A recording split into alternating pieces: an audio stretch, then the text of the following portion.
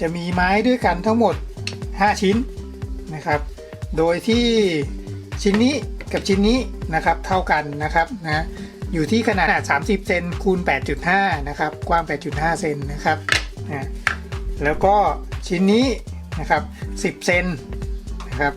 10เซนนะกว้างก็ 8.5 เช่นกันนะครับชิ้นนี้นะครับ 7.5 เซนนะครับยาว 7.5 เซนนะครับ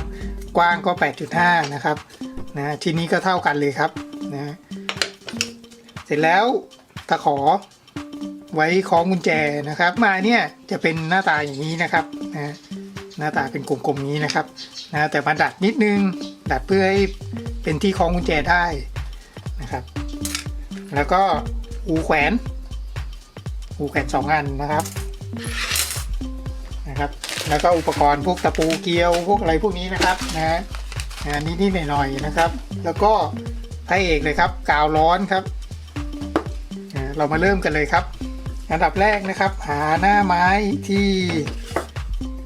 หน้าสวยๆหน่อยนะครับนะแล้วก็วางอย่างนี้ครับ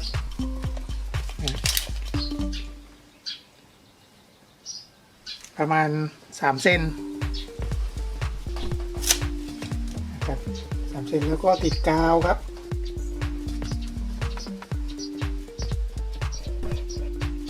แล้วรอให้กาวแห้งสักพักหนึ่งนะครับเพื่อความแข็งแรงนะครับเราก็ยิงตะปูเกลียวนะเราก็ยิงตะปูเกลียวใส่ไปสัก2-3 ตัวนะครับเพื่อความแข็งแรงนะครับ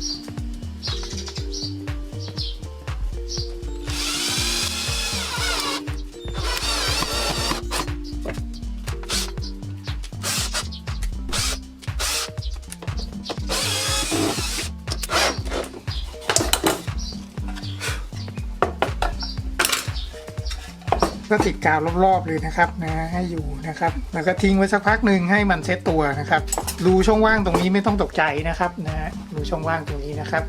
ให้เอาขี้เลื่อยครับขี้เลื่อยใส่เข้าไปเลยครับก็หยดกาวเสริมเข้าไปนะครับ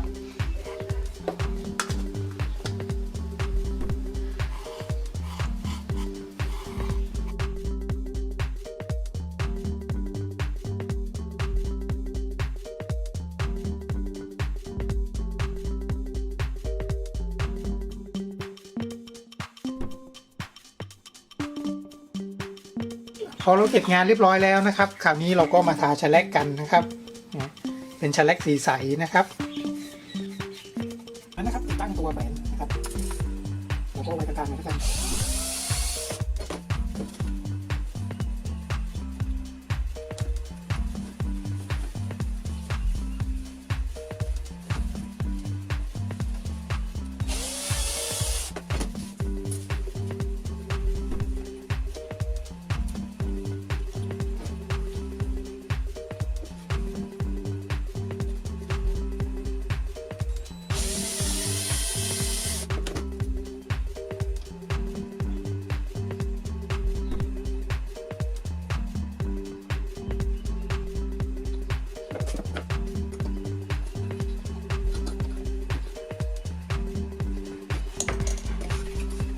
เป็นอันเรียบร้อยแล้วนะครับ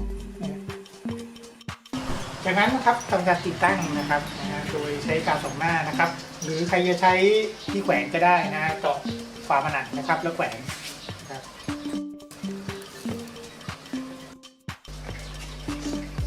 นะครับจากนั้นติดตั้งนะครับ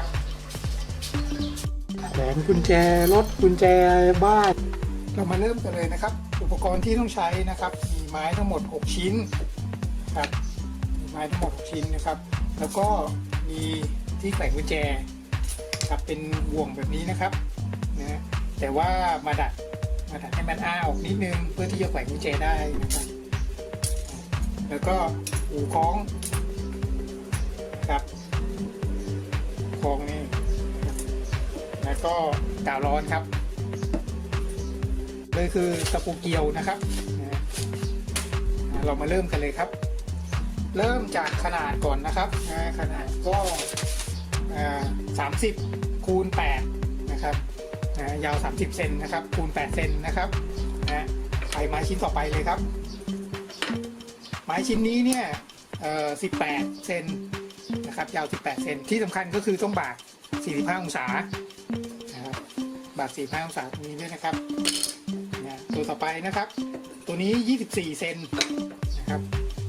24เซนนะฮะ45องศาหัวท้ายครับนี่ครับนี่นะครับและตัวนี้12เซนนะครับบากหัวท้ายมันเหมือนกันนะครับ45องศาเช่นกันตัวนี้นะครับตัวนี้รู้สึกจะ14เซนตัวนี้14เซนบากหัวท้าย45องศานะครับตัวนี้ก็14เซนแต่ประหลาดกว่าหน่อยนึงนะครับต้องบากให้เป็นด้านเดียวกันนะฮะ45องศาเช่นกันนะครับเรามาเริ่มกันเลยครับ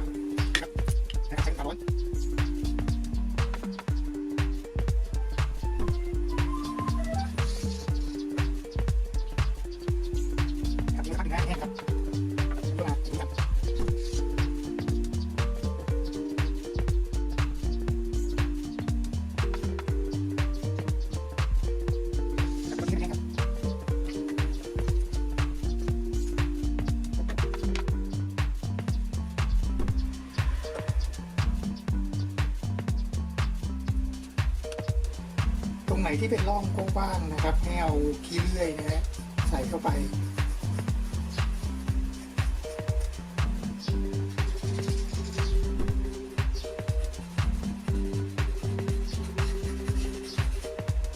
แบบนี้นะครับแล้วก็หยอดกาวเพิ่มครับ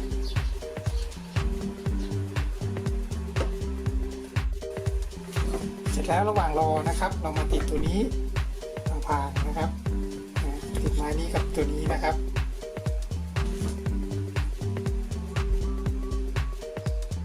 ก็ยิงตะปูเกี่ยวซะหน่อยนะครับเพื่อความแข็งแรง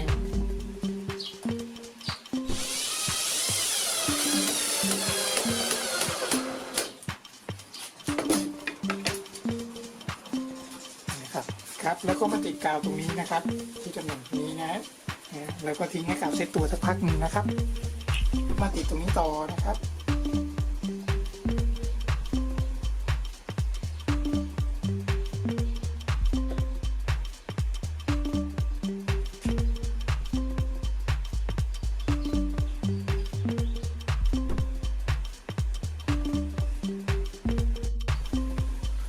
จากนั้นนะครับมาติดตรงนี้กาวตรงนี้ต่อ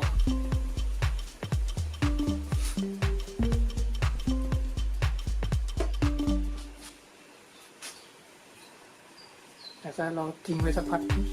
แล้วก็ทิ้งไว้สักแป๊บหนึ่งนะครับให้กาวแห้งนะครับเสร็จแล้วก็นำไปขัดซ้ำนะครับเก็บรอยนะครับเก็บรอยพวกกาวพวกอะไรพวกนี้นะครับเสร็จแล้วก็ลงแฉลกเคลือบไม้อีกทีหนึ่งนะครับ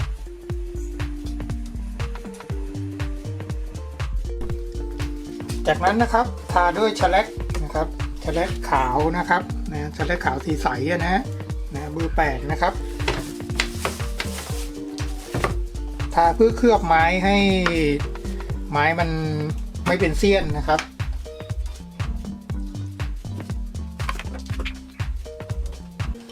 ครับแล้วก็รอให้มันแห้งนะครับทำการติดตั้งนะครับติดตั้งก็ใครจะเจาะแขวนตัวแขวนก็ได้นะครับหรือไม่แขวนก็กาวสองหน้านะครับแต่กาวสองหน้านี้อาจจะอยู่ไม่ทนเท่าไหร่นะครับ